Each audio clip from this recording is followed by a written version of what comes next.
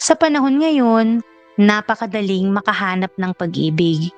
Minsan isang mensahe lang sa social media, isang like, o simpleng komento, nagsisimula na agad ang koneksyon. Pero sa likod ng matatamis na salita at mga pangakong puno ng pag-asa, may mga taong hindi talaga naghahanap ng pag-ibig, kundi ng pagkakataong manloko.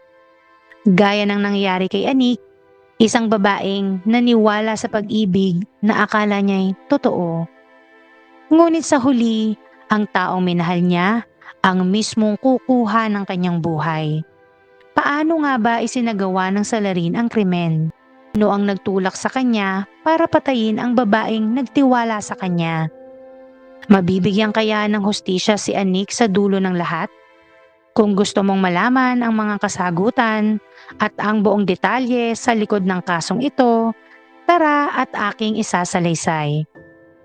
Bago tayo magpatuloy sa aking kwento, paki-subscribe ng aking channel. Pindutin ang bell button, piliin ang all para updated kayo sa lahat ng videos na i-upload ko.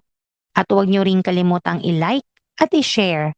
Maaari rin kayong magpahatid ng inyong saloobin gamit ang comment section sa baba. At paki-follow na rin ang Facebook ng MagTV page. Si Anik Mariani, 37 years old, ay isang babaeng mula sa Kabupaten Kideri, Java Timur. Isa siyang mapagmahal na ina at kilala ng mga kapitbahay bilang tahimik at responsable. Bago mangyari ang trahedya, tahimik lang ang buhay ni Anik sa Desa Besuk, Kecamatan, Gura, Kabupaten Kideri. Doon siya nakatira kasama ang kanyang asawa at 2 anak. 3 taon silang nagsama bilang mag-asawa, ngunit noong 2019, dumating ang panahong napuno ang kanilang pagsasama ng alitan at hindi pagkakaunawaan. Kaya nauwi iyon sa hiwalayan. Pagkatapos ng kanilang paghihiwalay, nanatili si Anik sa bahay nila sa Besuk kasama ang 2 anak. Bilang isang single mom, ginawa niya ang lahat para mapalaki ang kanyang mga anak. Siya ang nag-aalaga, nagtuturo sa araling pang-eskwela, at nagsisiguro na may maayos na pagkain sa kanilang hapag araw-araw.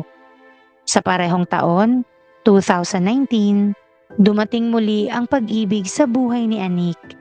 Nakilala niya ang isang lalaki mula sa Simarang at kalaunan ay nagpakasal silang 2. Sa kanilang pagsasama, nagkaroon sila ng isang anak, kaya 3 na ang anak ni Anik. Sa bagong buhay niya, si Anik ay nanatiling full-time mom, samantalang ang kanyang asawa ay nagtatrabaho sa minahan ng ginto sa Batam.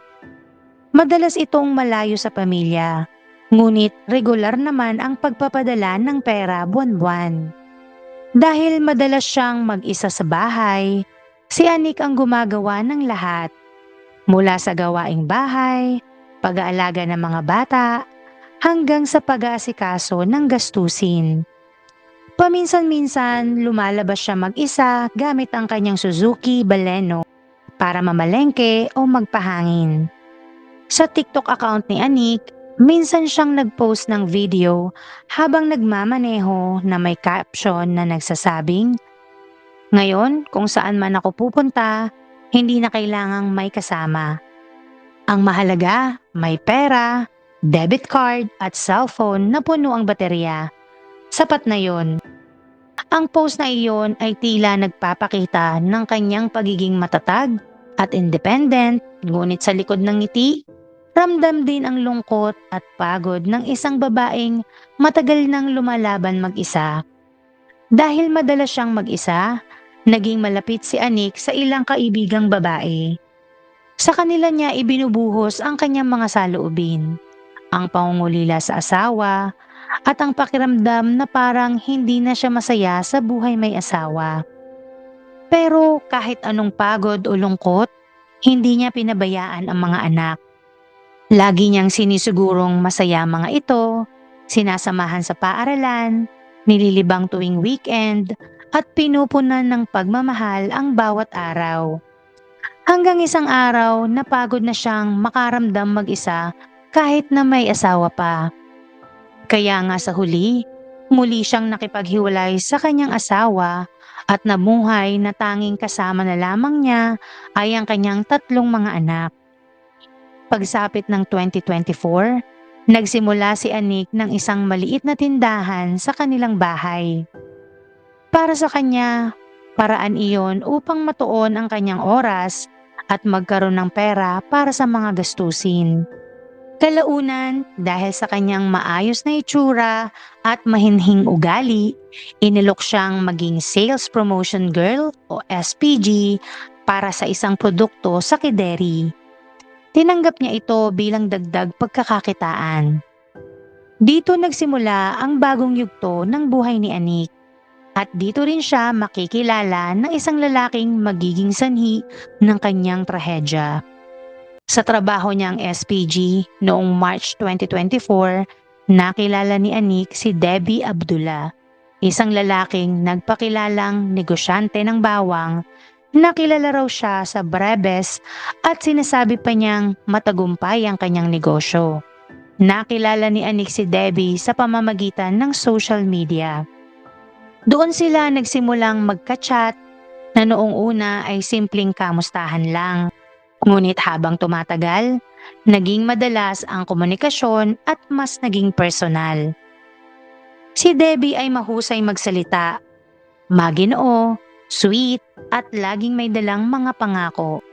Sinabi pa niya kay Anik na bibigyan niya ito ng 2 milyar rupiya o katumbas ng halos 2 milyon pesos upang makapagsimula ng negosyo at bibilhan din daw siya ng iPhone 15 Pro Max. Sa una, hindi ito pinaniniwalaan ni Anik.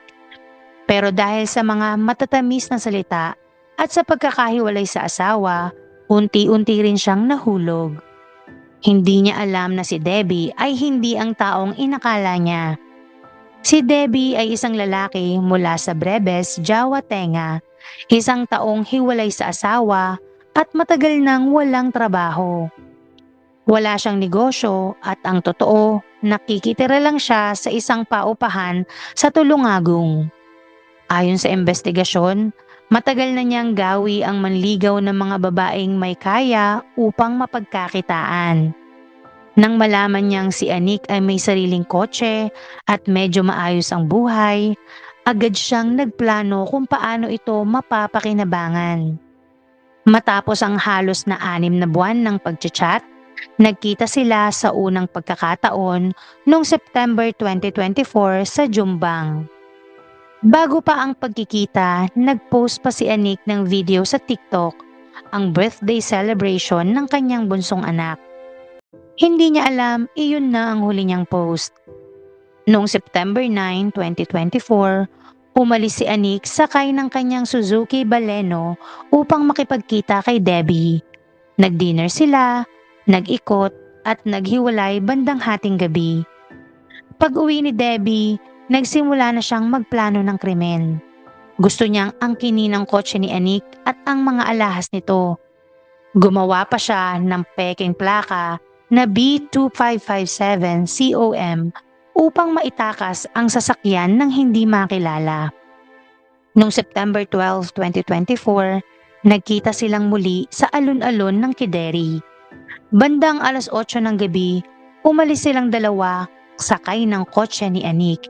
Si Debbie ang nagmamaneho. Pagdating nila sa isang madilim at liblib na lugar sa Tambakberas, Jombang, doon na isinagawa ni Debbie ang kanyang plano. Sinakal niya si Anik at binusalan ng unan ang mukha nito. Nagpumiglas ang babae pero hindi siya nakaligtas. Matapos patayin ni Anik, itinago ni Debbie ang katawan nito sa likuran ng kotse at nagmaneho paalis. Nang makahanap si Debbie ng sa tingin niya'y tahimik na lugar, kinuha niya ang lahat ng mahahalagang gamit ni Anik, cellphone, bag, alahas at pera.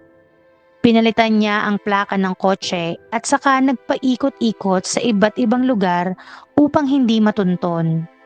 Sa huli, itinapon niya ang katawan ni Anik sa isang masukal na bahagi ng kagubatan sa Raden Surjo Forest, Mojokerto. Pagkatapos, tumakas siya papuntang Riayu kung saan nagtago sa bahay ng kanyang tiyuhin. Doon, nagkunwari siyang bingi at pipi upang hindi makilala ng mga tao.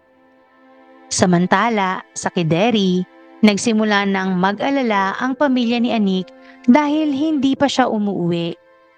Ilang araw silang walang balita. Hanggang noong September 14, 2024, isang forest ranger sa Mojokerto ang nakalanghap ng kakaibang amoy sa kagubatan. Noon nila natagpuan ang katawan ng isang babae na nakasuot ng pink na blouse at kalaunan nakilalang si Anik. Agad na nagsagawa ng investigasyon ang mga pulis.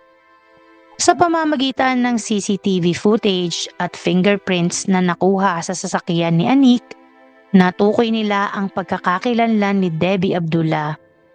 Ilang linggo matapos ang krimen, natuntun siya ng mga pulis sa Rocan Hill, Riayu habang nagtatago sa isang maliit na kubo sa gitna ng taniman ng nyog at palm oil. Nang maaresto, umamin siya sa lahat ng ginawa, mula sa panlilinlang, pagpatay hanggang sa pagtatago. Noong May 14, 2025, hinatulan si Debbie ng 18 years na pagkakakulong sa bilangguan sa ilalim ng Article 339 KUHP o pagnanakaw na may kasamang pagpatay. Samantala, ang labi ni Anik ay inuwi sa Kideri at inilibing sa Wonosari, kung saan nakitira ang kanyang ina. Pinakamasakit sa lahat, ang kanyang 3 anak na pawang mga bata pa ang siyang nagdusa sa pagkawala ng kanilang ina. Hanggang ngayon, patuloy pa rin silang umaasang makakamit ng ganap na hustisya si Anik, ang babaeng minsang puno ng pangarap, pagmamahal at tapang sa kabila ng lahat ng pagsubok. Bago po matapos ang video, nais ko pong batiin sina YL Magdalita from Quezon, Mayflor Fajardo from Hong Kong, at Bilog 1902 from Singapore. Sana po ay tama ang bigkas ng inyong pangalan. At kung nais nyo pong magpa-shoutout, paki-comment lang po sa ibaba. Dito na po natatapos ang kwento patungkol kay Anik Mariani. Ako po si G. Maraming salamat.